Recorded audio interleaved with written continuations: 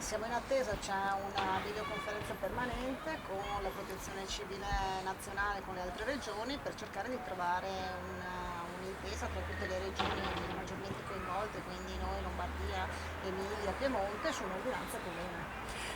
Che tempi stimate adesso?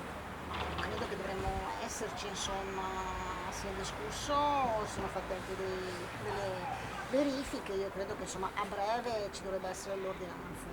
State proprio entrando un po' nel merito dell'ordinanza, se posso domandarle, per quello che riguarda i centri commerciali, questi quei grandi centri di aggregazione dal punto di vista commerciale, cosa è previsto?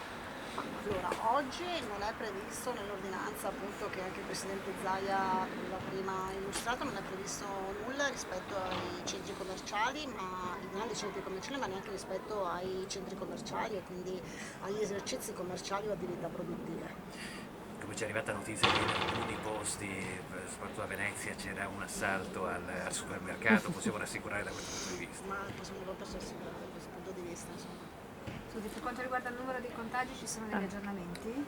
No, ad oggi non ci sono nessun aggiornamento, siamo sempre fortunatamente a 25 casi, ricordiamo 19 sono a Bo e quindi insomma il cluster è fortunatamente limitato e concentrato su un comune di 3.500 abitanti, poi c'è il caso di Mira, i 3 sanitari di Dolo e poi 2 persone anziane a Venezia. Dalla riunione con i direttori generali, che cosa avete puntualizzato?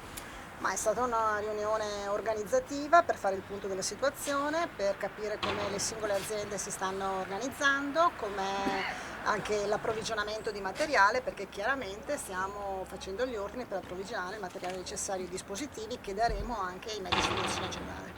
Senta Assessore, al di là dell'attesa del Ministro per la controfirma dell'ordinanza, della messa a punto di questa, altre decisioni che prenderete oggi o poi la giornata potete ritenerla conclusa? Ma io credo che oggi con l'ordinanza insomma non ci dovrebbero essere altre questioni, perché poi insomma il resto è tutto all'interno del decreto del Consiglio dei Ministri.